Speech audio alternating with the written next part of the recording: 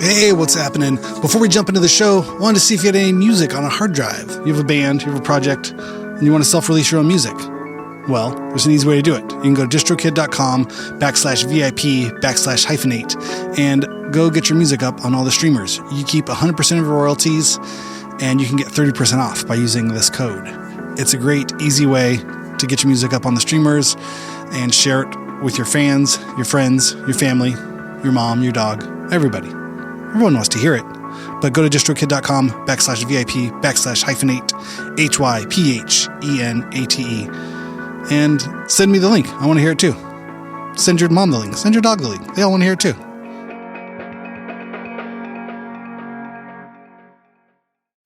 We'd like to thank our sponsor, iZotope, the absolute leaders in intuitively designed plugins for audio restoration, mixing, and mastering. At iZotope.com, you'll find a plethora of tools and suites that will enhance your audio production, whether it's voice, video, podcast, or a full production recording session.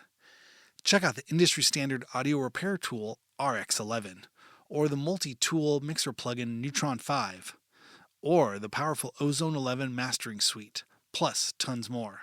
Go to iZotope.com and use the code FRET10 at checkout for 10% off. That's FRET10 to get 10% off at checkout. And again, the website is iZotope.com, IZOTOPE.com.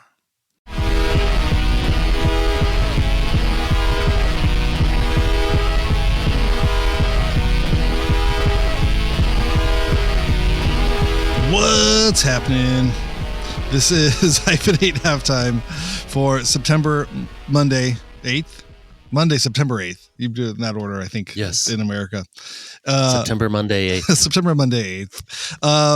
We are here to talk about last week's episode with Jennifer Clavin, but first I'm going to tell you who that other voice on the call is. It is Mr. Aaron Farley. How do you do today, sir?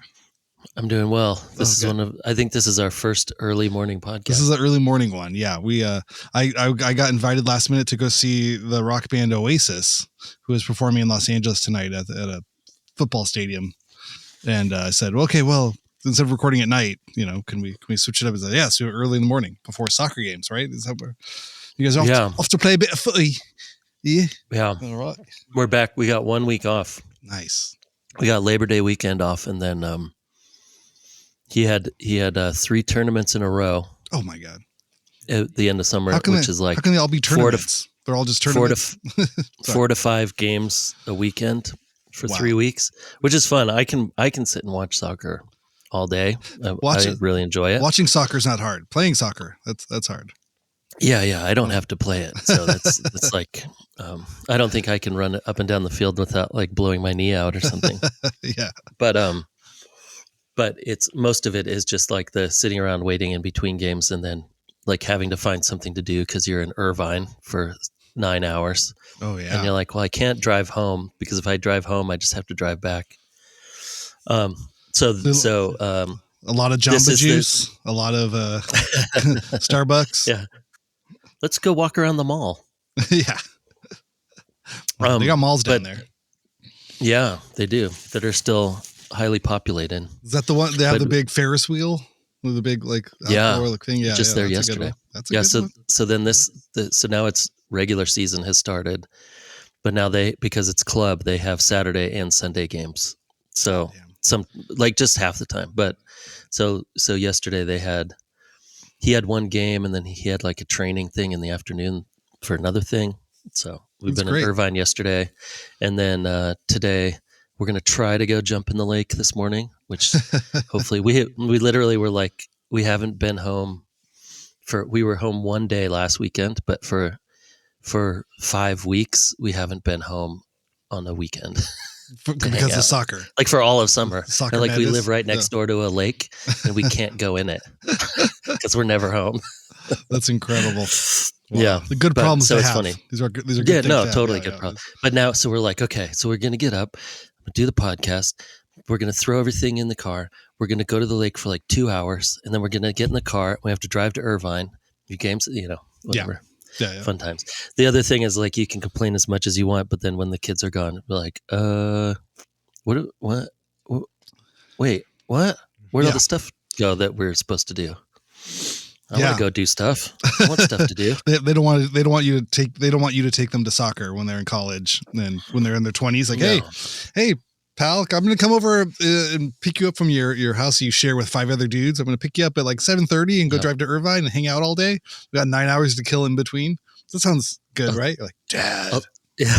Although I do think that there's a slightly different thing with this generation, at least that I've seen, even with our kids and some other people's kids, that even yesterday I talked to our daughter, and she had like a friend over. They were watching a movie on Friday. Oh my God. Oh, hey. She hasn't barked all morning. You changed offices, but the dog came too. Yeah. Oh yeah. She just followed me around all morning. Like, why are you carrying that microphone up there? What are you doing? Where are you going? I'm going to sit right next to you. What is he building in there? What is he building? Yeah, there you go. There's your Tom Waits voice. Your dog talks like Tom Waits. I would like some kibble. I'm big in Japan. But no, but she's like, she had a friend over and they were like watching a movie, and Towns was there too. And when I got home from work on Friday, and then yesterday, she's like, what, you just came home and you kind of said hi, and then you went down into your office and like started doing artwork and stuff. And my friend's like, I don't think he likes me. Oh no. And I'm like, wait, what? I'm your dad. I'm not supposed to have an opinion about you. Or I'm your dad. I'm your friend's dad. Yeah, I'm your dad. I'm like, your friend's dad. You guys are yeah. hanging out. You want your dad to sit down next to you guys? Like, hey guys, what's happening? What are you guys watching? And she's like, Dad, yeah, get out of here. Oh, how funny. And I was like, oh, really? I'm like, that is not what I wanted with my parents. And I had a good relationship with my parents. Oh, and then Michelle hilarious. too, she's like, oh my God, the last thing I wanted was my parents hanging out with me and my friends. So I'm like, okay, note taken. I'll hang out, talk about movies and stuff. Wow. That's amazing. Well, maybe you guys are doing something right. I guess so. But then I've heard from, our friends that have kids that are the same age. Kids are like asking their parents, like, hey, do you want to go into the city, or do you want to go hang out, or you want to? And I'm like, yeah, I guess this generation hung out with their parents. Well, some of them, whatever. But more generally, it's not like, ugh, my parents just don't understand. You're like, no, my parents showed me Wu-Tang Clan.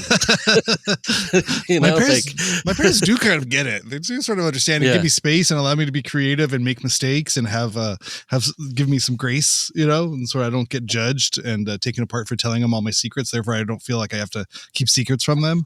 It's kind of cool. Yeah. It's kind of a nice friendship bonding sort of guidance, mentor-mentee relationship. It's really healthy, and I feel good about our relationship, and I feel like I'm ready to go tackle the world. However, I don't feel the need to sever all ties with them because of traumatic trauma from my childhood that like puts me into PTSD triggers throughout the rest of my life. It's kind of fun. Yeah. It's kind of nice. I like it. Yeah. My kids get an allowance for being my therapist. Like, okay, let's sit on the couch. I need to talk about my dad a little bit, guys. But it really makes me think too of a lot of the stuff, like since we can get into this isn't even conspiracy theory, but I like it. It's like right on the edge. That because we have the internet now, that culture has slowed way down. Like the change of culture has slowed way down.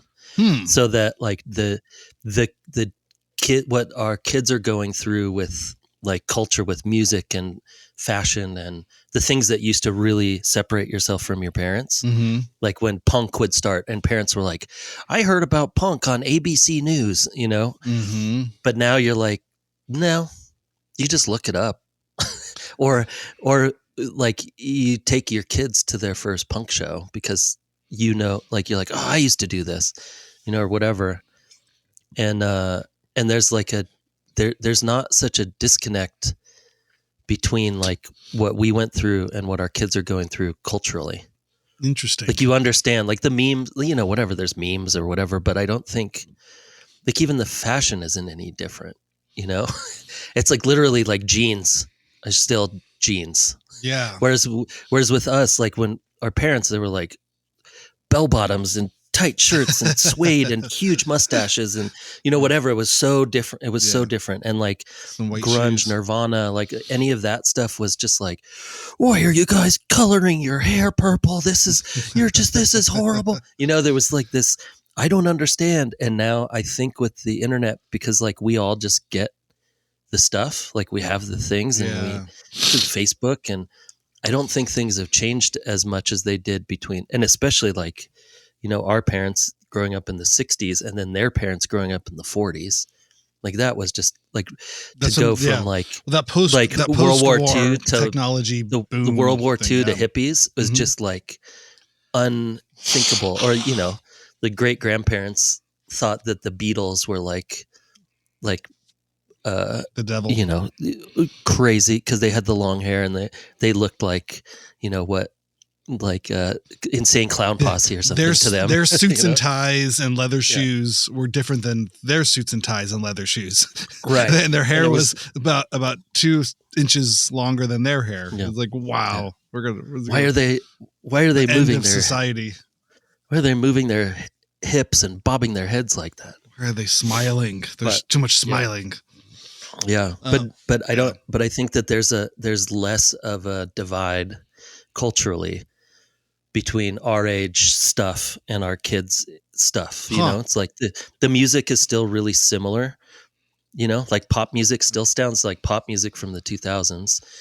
Grunge or rock music still kind of sounds like that. There's some a little bit different here and there, but there hasn't been with that kind of like, oh, I don't understand where my kids are coming from. You're like, no, it hasn't changed that much. Yeah. So I think that there is like an understanding between a lot of the like cultural understanding because the internet is there. And also you can just look stuff up. I have to do it all the time. In terms of I don't understand. It's like there's a window. Yeah. We're blessed with an insight into cultural changes, micro cultural changes on minute by minute. Therefore, that disconnect is literally, technologically like impossible to be disconnected. Yeah. You have to willfully try to disconnect because the connections are constantly reaffirmed minute by minute through social media and micro technological check-ins. That's interesting.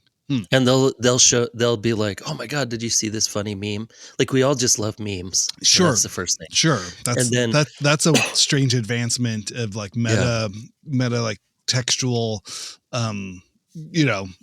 storytelling or check-ins or something. Yeah. There's like it's kind of a joke, I guess jokes, but through visual, it's a whole like semiotic like explosion, of like really communicating through memes. Yeah, we're basically watching America's Funniest Home Videos at all times. Right. Yeah. And but like even we watch it as a family. It's still good. Alfonso Ribeiro. Oh, it's amazing. It's still one show on television. It's one of the easiest things to watch with the kids, and as a family, the four of us can all sit around and go, "Oh yeah, it's a dog. Oh, the dad got hit in the nuts. Oh." Of any show that understood what the future would be, America's Funniest Home. That's what we should that should be the end of our apocalyptic movie series is actually just watching 3 hours of America's Funniest Home Videos. Because really that's what it turned out to be. As apocalyptic, well, whatever. But, the apocalypse is coming, but we sort of left off where we should have got to we should have watched The Matrix, and then from The Matrix just slowly turn into America's Funniest Home Videos. It's funny. Yeah. No, I think there's a lot to what you're saying. The part of me like I was like, oh, I wish there was a book about this or some other like further research, because there's so many ways in which I feel like reading it from our perspective, like, oh yeah, this totally works, this is great, and I'm willing to take it on that, but then my cranky sort of like pessimistic cynical person comes in and is like, but is it a good thing that there is like a continuation and there hasn't been any bigger evolutions, and it's sort of the displacement of that Gen X from positions of leadership? Like, does that have something to do with this thing where there were never really, it was that sort of thing of like, if you're pulling the levers of society in the world, that you should have some sense of like, maybe that's where the crown wears heavy on the head. But because that generation or our generation, has never really had to or wasn't tasked with or was locked out of any positions of power, that the leisure sort of sector grew and the culture sector grew and all these other things, because there wasn't ever really that handoff between those generations. That in some ways that we could just be waiting for something larger to happen. I don't know. I mean, it's glass half full, glass half empty. I'm just more curious about someone smarter than us put a little more research into it and kind of going like, well, here's some other ways of looking at it. You could use this school of thought and kind of see where the levers are being pulled and not, because obviously the symptoms and the artifacts that we're noticing are true. There's a truth into what we're seeing, but in terms of like theoretical, engines that are pushing those things or causalities for why we're here and why we're in this position, it's like I feel like, oh my God, you start digging under the surface and there may be so many reasons that, that we're all just kind of become infantilized and sort of all, we're all meant to worship around, entertainment that's, primarily designed for and by 9-year-olds. You know what I mean? Mm-hmm. And that's the men in their 50s make it for other men in their 50s. And it's basically like a 9 to 11-year-old sense of humor. And we all kind of do, there is no real like maturity or like whatever this mature person is, I don't know. It's a funny idea. There's more to it. I think so. But the ability for our generation and our kids' generation to be close, I love that. You're right. Like that's the best part of it. Like, okay, cool. I'm into that. I'll take the win. I'll give it flowers, as the kids say. Yeah. And also I'm curious and skeptical and cynical too. Well, there's definitely Gen X people in power. They're just horrible people. Maybe that's what it is. Like, I mean, the JD Vance and like all those people that you're watching them, they're just infantilized, but in a horrible way. Like, I'd rather have someone who's into SpongeBob still as a 50-year-old running the country rather than like what kind of like Apocalypse Now memes they're putting out now. Oh Lord. Because they watched Apocalypse Now and think like, no, I'm actually going against cities. I'm going against all of that stuff. And what I'm going to do is I'm Stephen Miller and I'm going to be I hate everything, but I'm Gen X. And like, I hated everything then and I hate everything now. And so all I'm going to do is hate everything. And so I think unfortunately, those are the people who rose to power because their cynicism helped people make money. Where I think our generation's cynicism or whatever, the Gen X kind of like artsy generation, the cynicism was like, let's give it all away. Can we just like get it and give it to people who need it? And then anyone at the top is like, no. That's not how this works. What are you talking about? Obviously, that's way harder. The greed didn't work for our parents' generation. Like, why are we still? And obviously, confused that greed is going to be the thing that solves problems. Yeah, because the easy thing is to crush people, right? If you have the power, the easiest thing is to crush people's souls, to crush people's hearts, and to physically crush people, right? Because all you have to do is put money there. Find people that will do it for you or machines that will do it for you and press the button. That's all you have to do. You don't have to think. That's why we have so many idiots up there because all they've done is crush people all the way up. They just stomp on people and like, how can I get more? And the hard thing is what I think our generation was constantly talking about, the DIY generation and the musicians and the artists, and not even musicians and the artists, just normal, average people, good people. We're like, no, this is harder because we can take that same amount of the same amount of money through a certain amount of years, and we can actually just solve crime that way by helping people not need to steal things to survive. Right. Mental health services. And I think that those people just, and that doesn't work to climb the corporate ladders. And it kind of used to, I think, I think there's a certain amount of, 2 generations ago, the Guggenheims and whatever you say about how they got their money. There's I don't know anything about that. I haven't looked into that at all. Right. But those big families that, were railroad families or, oil, probably taking over Algeria. I don't know. But there using was a that philanthropic sort of arm to it. At the end of it, probably you got like, you had the horrible, act one generation, and then the next generation inherited $1 billion and went, I'd like to start a museum, or whatever, and then put money back into these like cultural institutions that created areas in these cities that were culturally like for everybody. Yeah. Like a museum that was open that you pay $5 and you get to go to see all this amazing art from Europe and whatever plundered art from wherever else. There's tons of there's examples tons of nuance yeah. in all of that. But I think now, like, who now is starting? Like, is Tim Cook starting some huge museum? Is some, they're taking their trillions of dollars. I mean, literally trillions of dollars, and sitting with the president and talking about how great his hair is. It's like creating a gold iPhone. Speaking of infantilized, right? Jesus Christ, yeah. Like these like big babies up in like all these people that are in power right now is just like, oh my God, talking about a bunch of like little screaming red-faced babies. Literally. Just like you're watching them like, no, I want to do this. I can't. What? Well, yeah. Well, that's that kind of Karen syndrome too, or that sort of that out of touch, sort of person. And you're just like, you can't just get what you want by throwing a hissy fit or by throwing a meltdown. Another thought. It was interesting. We start here though, because I had the thought last night, just in terms of like narrative evolution of like narrative storytelling. Obviously we're in a place, where, films and theaters are not doing as well, and streaming and everything online is doing better. I was thinking last night, I was like, I wonder if there's we've been watching the new Aliens Earth TV show. It's about the Aliens franchise with the xenomorphs and the face huggers. This Aliens, there's a great new show on FX and Hulu that it's long part long multi-episodic thing, but they're doing something similar to what Andor did, the Star Wars one, where it has these kind of multi-series arcs, like multi-episodic arcs, and then it like kind of resets and then tells another story. So there's an overall bigger story of the season. But then within like not just one episode, it's like, I feel like for this Alien one, like the first 3 episodes was kind of its own movie. Like that would have been like, that's the type of story it told. The ship crashes, there's androids, there's aliens, there's this, and there's a bad guy, and there's these things. There's an A plot, B plot, C plot. It's all these nuanced things, but it kind of wrapped up. There was like a satisfied narrative, like ending after the 3rd episode. You're like, oh, okay. And then the 4th one then sort of resets the story to a way where like, okay, well now what happens after that big event?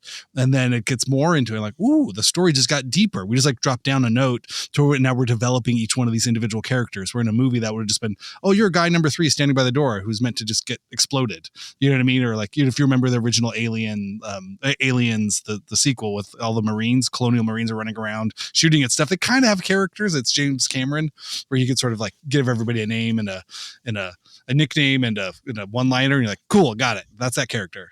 Game over, man. Bill Paxton, and it's almost like comically stereotypical. But this one now, it's sort of like what they're doing is then what if after that movie, instead of getting the David Fincher Aliens 3, if we like the survivors of that actually got like backstories, or even went you had flashback before they did that, and then you got to see everybody's story, how they all came together, and you knew who everybody was, and kind of made their deaths more richer and more interesting. And then you tell this, and then it kind of goes sideways and it goes here and it goes there. I'm like, this is really long form storytelling that you just can't do in an hour, or an hour and a half at the theater.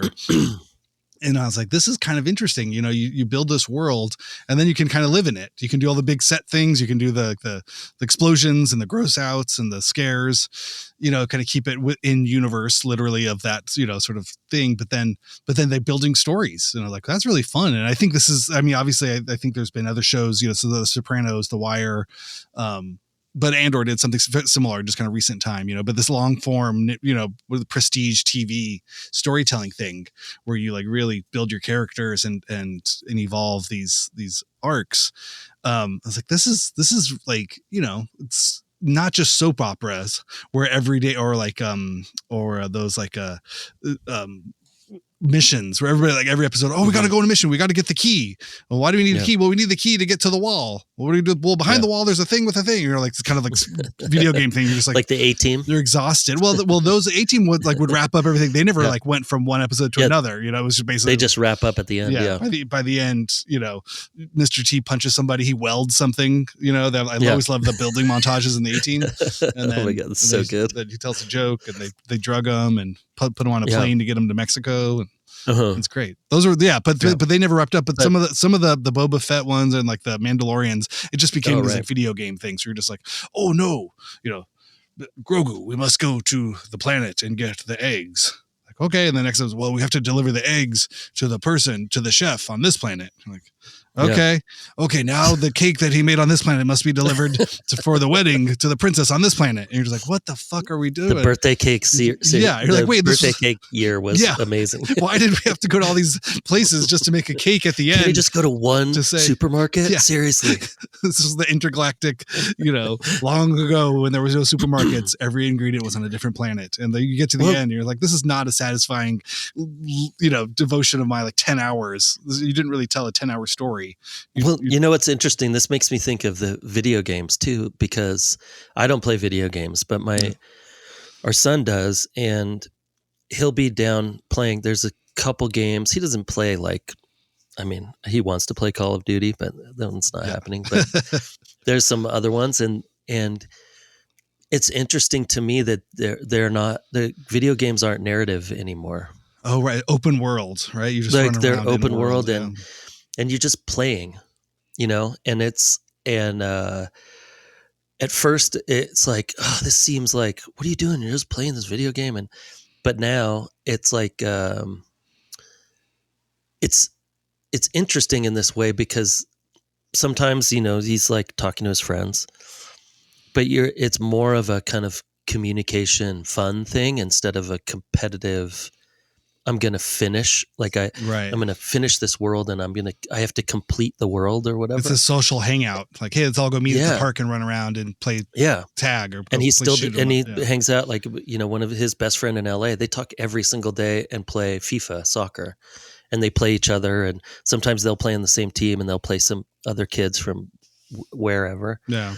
And, but they're really just like chatting and laughing. It's just like, you just hear them like, oh my God, no, I got you, no, you know, whatever. But just like they're in the same room, and it's interesting now. I don't know if now they need as many. Like we just grew up with story like that, like the beginning, middle, and the end. Everything there was never that like just kind of open. You know, even The Simpsons or any of those things, they always had like. It was never just like, I'm just watching this thing, or I'm just playing this random video game where we just hang out, you know? Right. They always reset at the end anyway. It didn't matter if you just jumped in the middle of a season or middle of a thing. You kind of got what was happening. It was easy. Yeah, you didn't have to know anything. Yeah. But it does make me think about the movie theaters. Movies are they're so expensive. I think that's like and you understand why. I mean, it's not cheap to do that, whatever. Oh, to make the movies, you mean? Or just to go to a movie. Yeah, just to go see them when you're like, well, but I already pay for like 950 channels at the house. There's got to be something on. Right, yeah, versus spending $50 to $100 to go take the family out to go see a movie, which... Yeah. And then they have to make movies to make people go out to see movies more than seeing them in their house. So they have to make we have to have huge explosions, and it has to be really loud. It has to be really intense, like an experience. They're so dumbed down. You're not just going. Because you have to be $1 billion earner for everybody in the family has to want to watch this. So you're like, the nuance of that story or that film isn't going to be so unique. Yeah. Sorry, I keep interrupting you. Yeah, and I feel like they kind of boxed. No, not at all. I'm just saying that I feel like they kind of box themselves in a little bit of like, well, yeah, I don't know. When you make it, when it becomes more expensive, especially to then sitting at home with your TV that already has like Dolby surround sound and it's a 60-inch huge thing, and you can also just get up and get something to eat out of your refrigerator. Yeah, like, you know, people aren't necessarily going to movies to talk to the person next to them after the movie. Right. Oh, which was growing up my favorite thing, right? You'd go to a movie and then you go get like dessert, a piece of pie or cake, or go get or dinner before and think like, what's it going to be? And then you talk. Like a huge thing. Yeah. But the other side of it too. So I was thinking, I was like, this is, how great is this? This is the big, long, this is interesting. A multi-episode seasons, we're going to have 12 stories that are going to tell this really interesting, cool, engaging, dynamic story with multiple resolutions to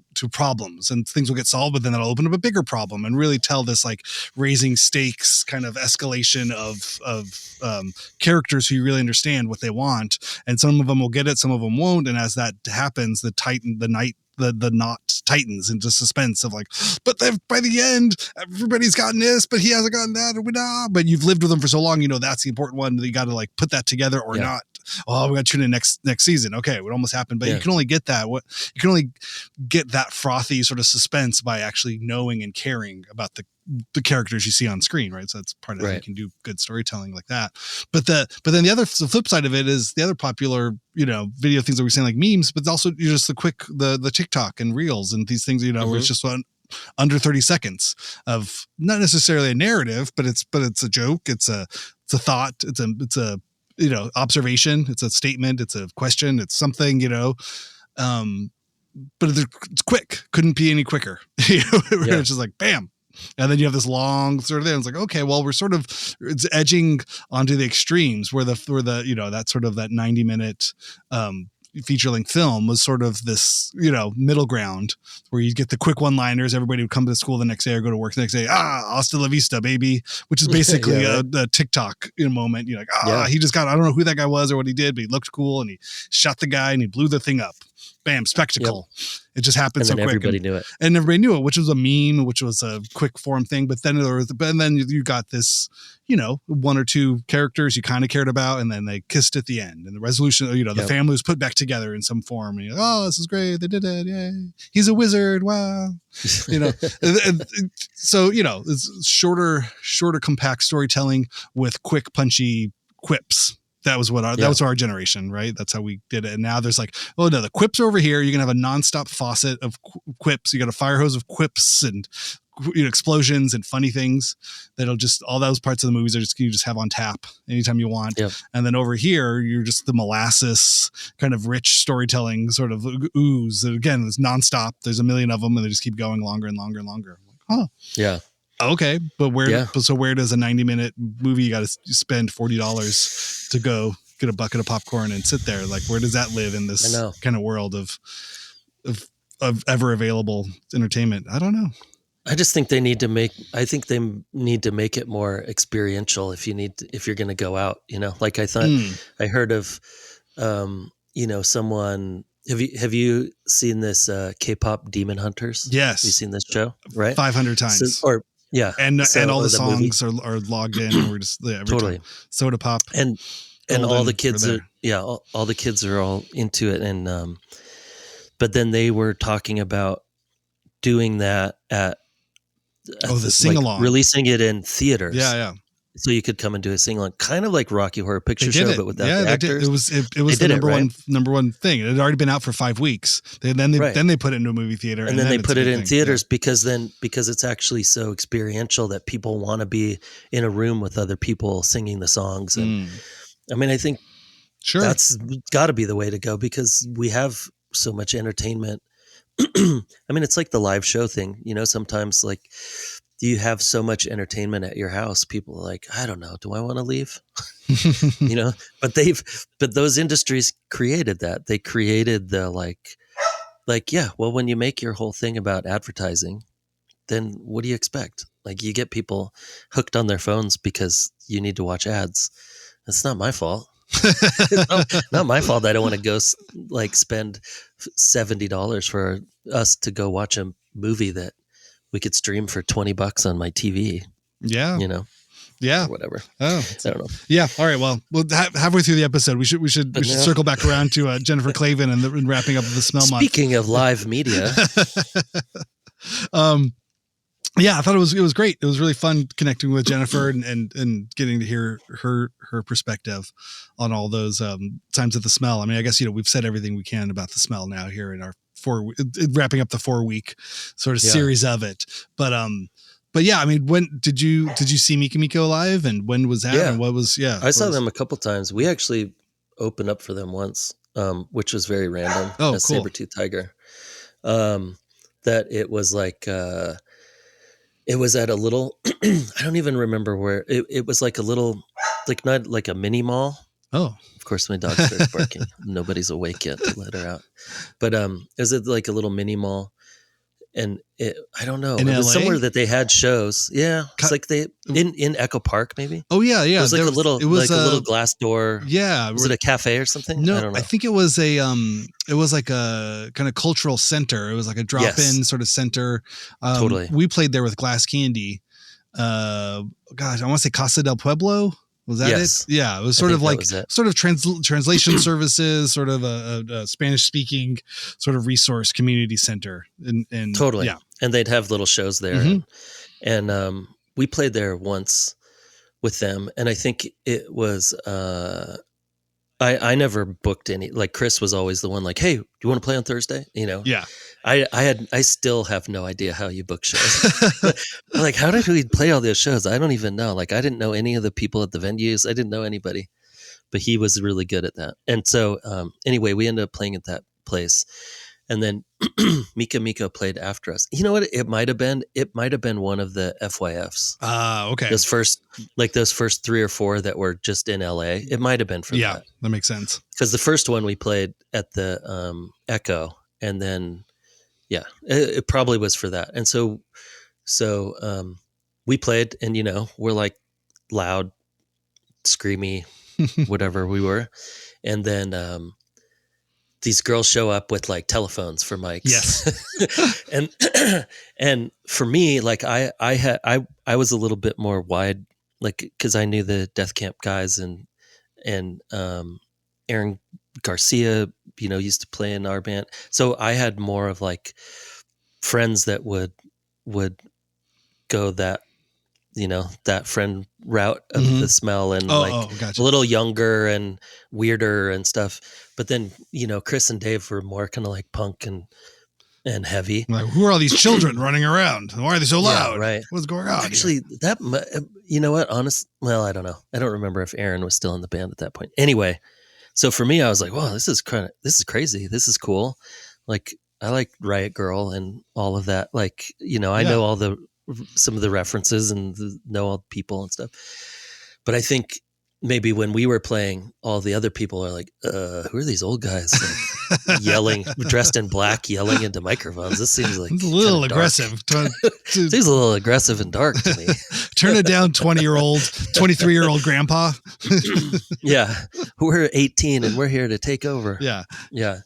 But so I think that was the only time we played with them. But I definitely saw them play. I feel like I saw them play with you guys a couple times, and at the Smell probably, and then maybe other places. I don't know. Yeah. Different warehouses around town. It sounds right. Yeah, no, But they were awesome. It's The crowd it was just like instant, like, here we go. It's a party.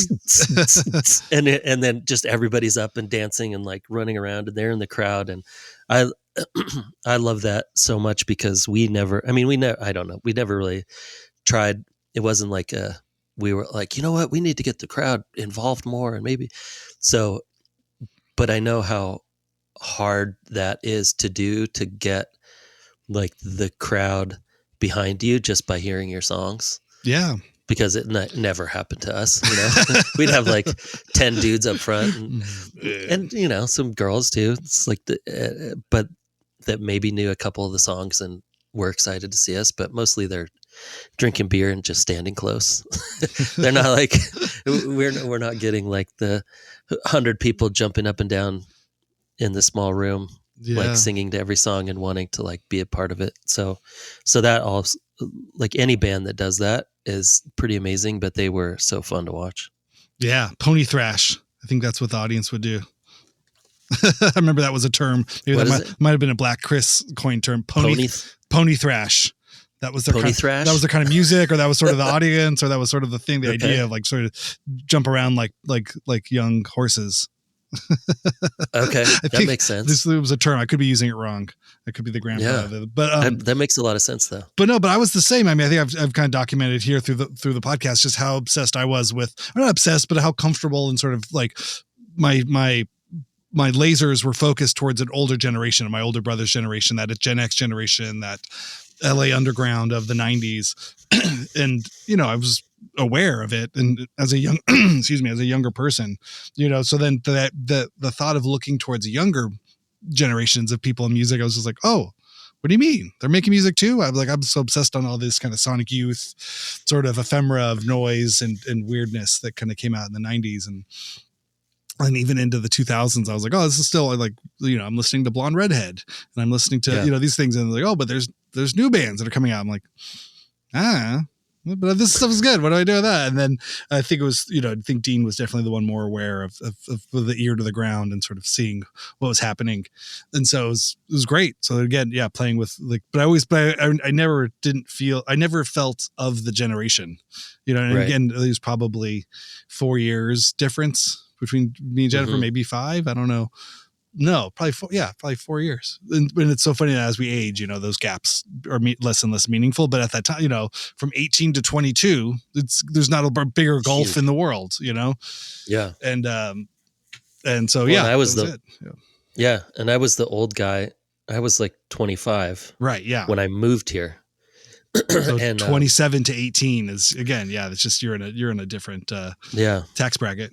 I don't even know. Well, and when I moved here, the only 2 people I knew were like 22.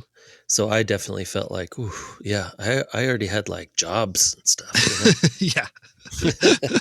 You'd experience the world. But but I think that's what was so fun though too about all those shows and all those tours and travels and things we got to do with Mikimiko is it was new and they were young and it was fun, but they weren't like annoying young in that kind of way of like, how do I do this? How do I do that? Like they were very much self sustained and very you know, strong and confident about everything they did too. So it was inspiring and on so many levels, you know, and obviously, yeah, I mean, like he said, the crowds is just like, okay. It translates so effortlessly because it wasn't like they were trying to, okay, everybody put your hands up, everybody go over here, or they weren't leading the hokey pokey in the audience. It was like, no, everyone just knew what to do. They could hear the music and it just sort of connected in a way that was infectious, you know. And so getting to see that and getting to hear those songs, and as they wrote new songs, and you know, I helped record one 7-inch they did. I think the Sub Pop 7-inch, we had just recorded it because I was like, do you guys need help recording? What are you doing? Like, what is this thing? And they had like I had just started building my recording setup for what we were doing with No Age. So I could just bring some mics over. We could record this, see how it just turns out. And it was really fun. But again, you know, it was just very organic sort of feeling. It's like, oh, it's Friday night. What's Mikimiko doing? Where are we going here? Who's playing this? What's, you know, sort of there. I think that was the other thing, Jennifer, I didn't even really get into it, but she was always so good at having like a social life. You know, where there was always one extra person who was in Mikimiko but wasn't in there, but it was just always like the friend for like, you know, maybe 3 months, maybe 3 weeks. There was just another girl or guy or somebody who was just part of the crew. You're like, oh, okay. Just like hanging out for a while. The Mikimiko sort of friend. And then, you know, I think Black Chris sort of turned that into his whole life and career and personality. It's just like, oh yeah, you went from being instead of just being like, oh yeah, I'm gonna go hang out somewhere else, or there's a different band or something, we got in a fight, I don't talk to him more. It's just sort of he became the guy who just hung out and became a DJ and became a promoter, became a legend, bigger than life kind of person. You know? And so it's definitely was funny to sort of like just see how they because I felt like not that I was misanthropic or something, but I just wasn't socially I don't know, put together in that same sort of way. Yeah. So I was always, I need a break. Yeah. I realized that like at this later stage in my life, I'm like, I always kind of like got overwhelmed. I would socially get overwhelmed. Yeah. Oh yeah. And I think I never really understood. I'm also just not, I'm like, I just need my time a way to like reevaluate. Reset. And I always befriended people who would take that role on, I think. Be the more social person so you didn't have to. Yeah. I was like, I mean, just like fascinated by super social people, because I feel like there's a part in me that always wanted to be like, I want to be that. I want to put together parties. I want to get a bunch of people in a room. And then I just go, oh God, I can't do this. I'm like, this seems tragic. Tragedy is going to happen. It will never happen. I need time to myself. I must go sit in a room by myself for 2 hours. And oh my God. whatever. Oh, it's so but true. I was always so fascinated by those people that, like, when I would go out, I'd just befriend, because I think I also, to a certain extent, could be like the calm person to a really intense person's vibe, and it would work. It's just friendship wise, it would work. Like I could help people navigate their craziness a little bit. So it's compatible personalities. It'd be fun for everybody. Yeah. Yeah. No, I've gotten like, no, maybe you shouldn't fight that person. I think maybe we don't need to get in fights right now. We can just go, when we go hang out, we could go. This could still be fun. Yeah, level heads will prevail. Okay, I know another place. There's 750 people there right now. We got to go. We're on the list. I called the person. Oh, great. Let's do it. Yeah. That sounds amazing. That's a plan. I will hang out there with you. Make sure we all get home safe. This sounds fun. I feel like I realized later in life that I was a much better number 2 than a number 1. I don't encapsulate the number 1 ethos, but I can encapsulate the number 2 ethos and help out the number 1. Like I'm a really good I'm a really good helper, and I was a pretty good I don't want to say tag along, but I was really good at like being a little bit of a voice of reason.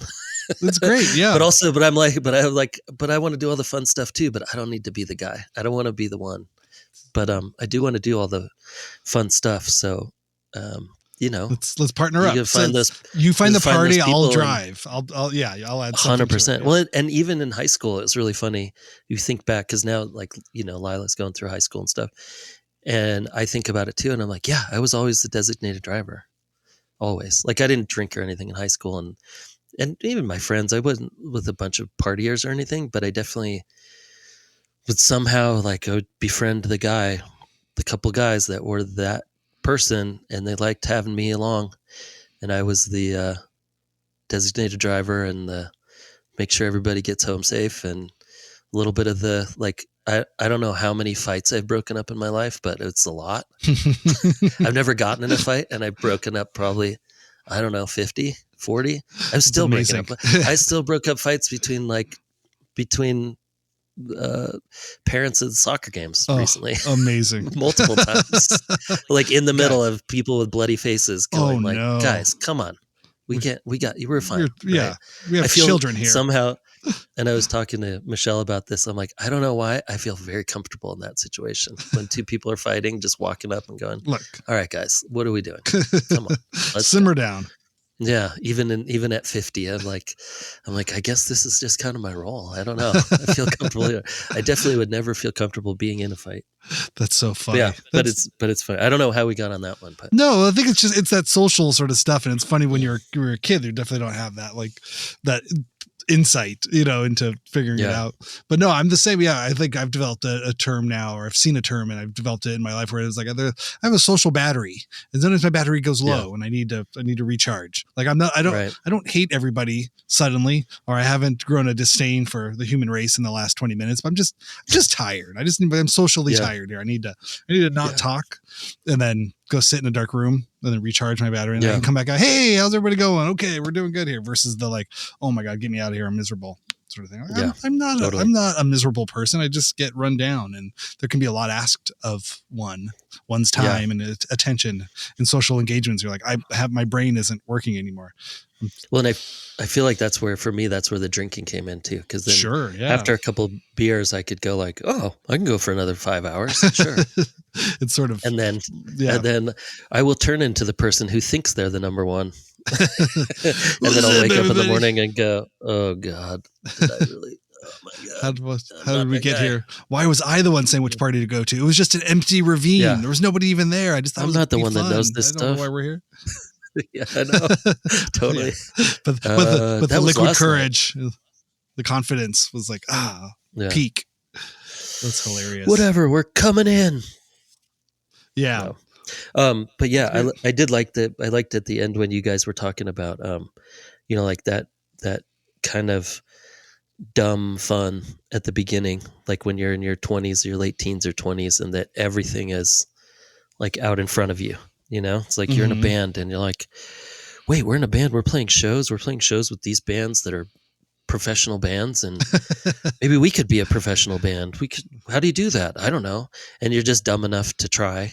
You're Yeah. just like there's enough confidence, and there's like, and you actually are seeing people who are doing the thing, and you don't need that many resources when you're that young to like take time off work or not have a job for a while or figure out some hustle and try to do those fun things. And then when you hit the age where you're looking back and you're going, oh, my life is built on all these fun things, but now I actually have to start making some money and something something. And then you look back and you're like, how did I even survive those last 5 years? Was I making money? I don't really remember making money. Maybe making a little bit of money, just but enough to get by. Yeah. And when your brain kind of like flips to I think I want a nicer place. I want like a couch. I don't want all these I want to roommates. have a couch. Yeah. I want a couch that I didn't Smell. get off the sidewalk. But that's the weird one for the creative, whatever you want to call it, creative ideas that you want to try to make your life, that it's like it's kind of made for young people. Mm. And so to try to transition that into being older is tricky. Yeah, it can work. I think I'm still going through it. I'm still I feel like I'm halfway between one thing and another. Yeah. That's part. Yeah, that's even part. I think of the we podcast, all are, like to a certain extent. And you see people who are more, or even those people that are like, oh, they're so successful, and then like 4 years later, it hits them too, and they're like, oh wow, okay. Yeah, it's tough trying to be a creative person. All I did was make money. That wasn't enough. That wasn't the thing. I wasn't creative, or I wasn't this, or I wasn't that, or it wasn't. Yeah, but it's also weird. It's like you become like the whatever. I'm teaching now, and then now I actually get more time to do creative stuff. And then I don't have to make money. You're not worried about the making money. I just pile things up in my studio until I can't walk in there anymore, and then walk away. So you're more productive, and you're less worried. So. Yeah, that's great. I think so. I mean, more of just like the freelance to actually having a job. Like I don't have to. I'm not like spending half my time calling clients for a $300 check. Right. Which is like just a lot of what that creative quote unquote time is just being your own accountant or hustler or agent. Yeah.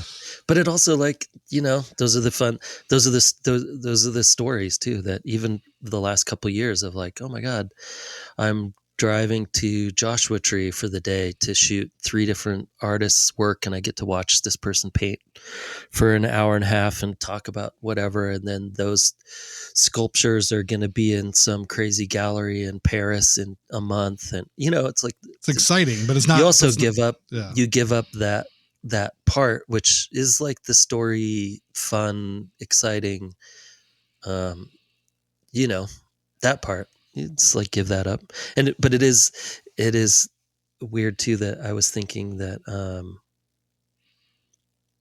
what your guys' conversation got me thinking is when you guys were talking about friends, like having your group of friends and you were always around your friends, that there is something about that artistic friendship early time that you end up surrounding yourself with almost everybody as your friend.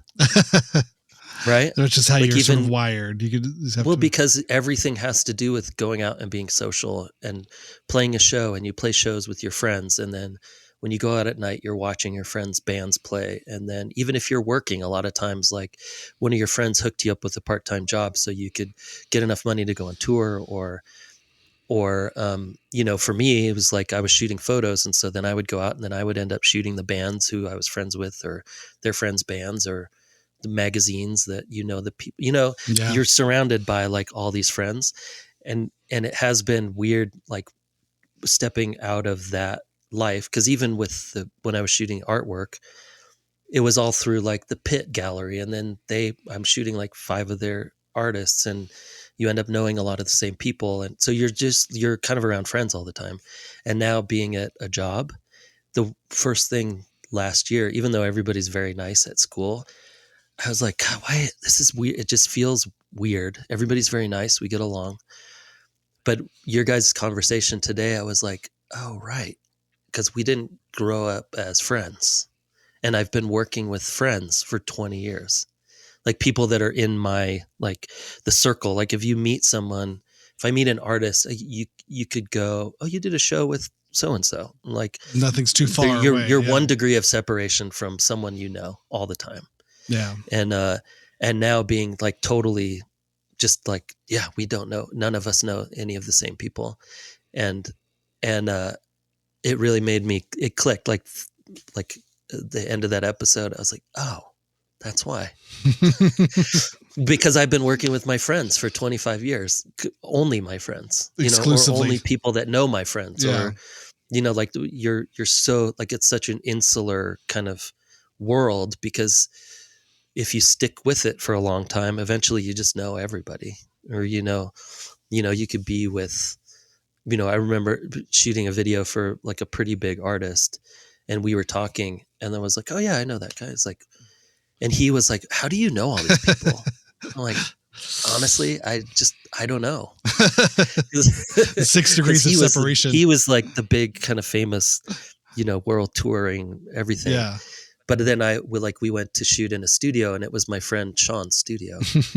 Like, how do you know Sean? I'm like, well, his wife was like a makeup artist, and I knew her. We used to work together, and we're great friends. And then this other guy came in. I was like, oh, hey, what's up? It's like, how do you know that guy? And I'm like, God, I think years ago he was in a band with my friend that, because it just becomes like there's not very many people that stick it out. Yeah. Oh God, I know.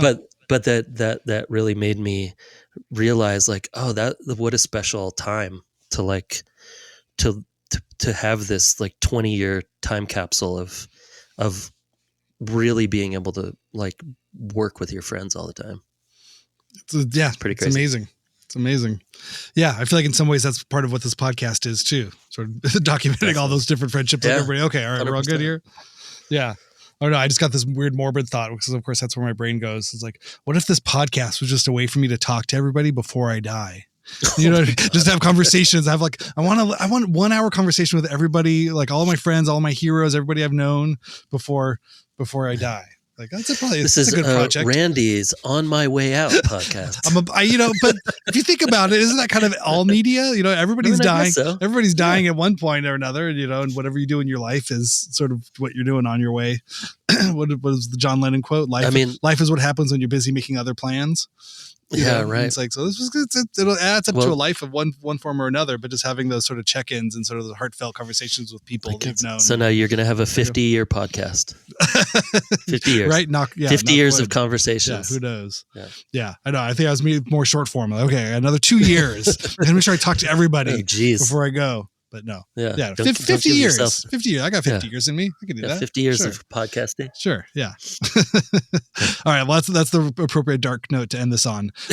Everybody be well. I will have another guest. I forget what's going on. It's still too early in the morning. I'm going to have some coffee and some pancakes, I think, here.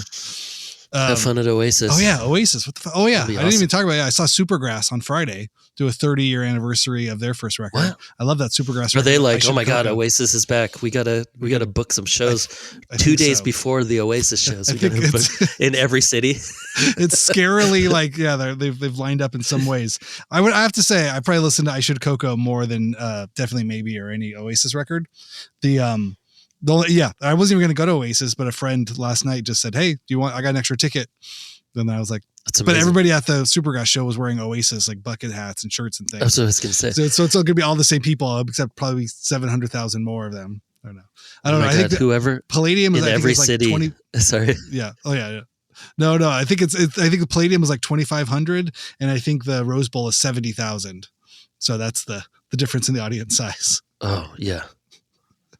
Oh my God. But those 2,500 people that were at the Palladium will definitely all be there, spread out in the giant football stadium crowd tonight. Yeah. I mean, I saw the Rolling Stones at the Rose Bowl. You know what I mean? It's insane. Like Oasis is that level. It's crazy. When I in the 90s, when I was a kid, I saw Oasis at the Universal Amphitheater, which is probably smaller than the Palladium, and then I saw them at the Hard Rock Hotel Casino thing in Vegas with the Black Crowes. They did a tour called the Brotherly Love Tour in like 2001.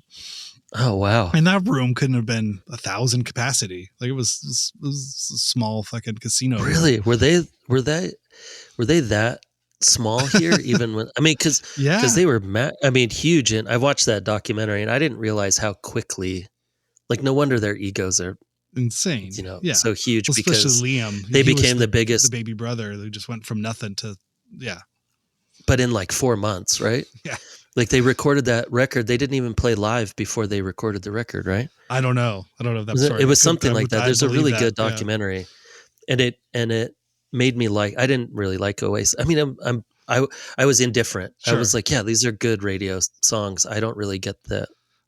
I wasn't into that genre at all. And so then I never understood the super fans of Oasis. But then when I watched the documentary, it made a lot more sense of even when they were talking about the recording and they were showing the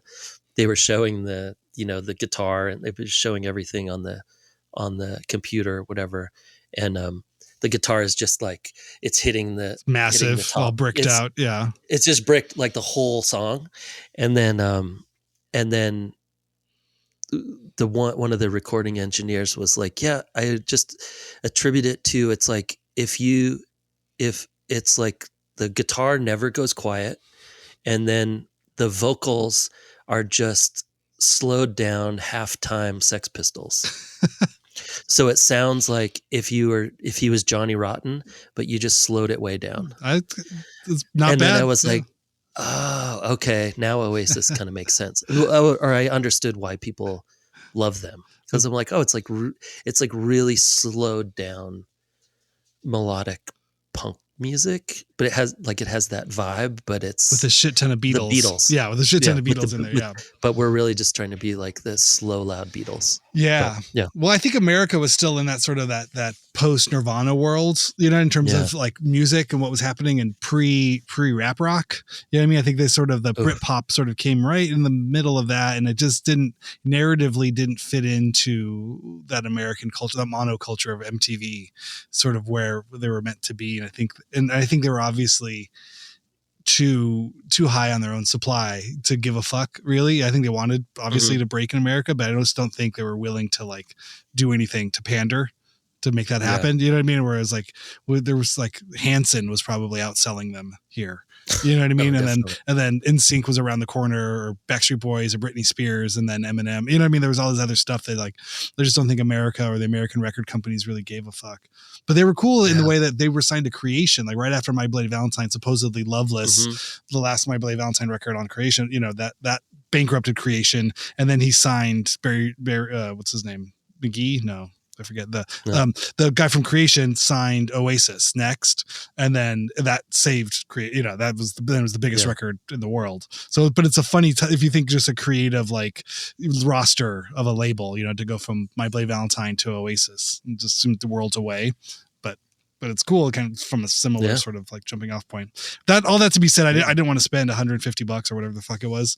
Yeah, and so I bought the Supergrass tickets, but didn't buy Oasis tickets. And then friends were just like, come on, we got a ticket. Awesome. It's like, okay, you're awesome. Right. I am a white man in my 40s. Yeah. I can't not go to Oasis tonight. I just wish I would have started a bucket hat company right outside the Pasadena for tonight. Or those with the like football supporter, what do they call those? Scarves or bar towels. If you did a bunch of bar towels, like bootleg bar towels, you'd follow them around, make killing, sell them for $40 each. Oh my God, man. Yeah. Great. Your hand stitched Oasis. Someday I'll have a good idea. Oh, I think that's a lyric. I think that's an Oasis song. Yeah. Someday I'll have a good idea.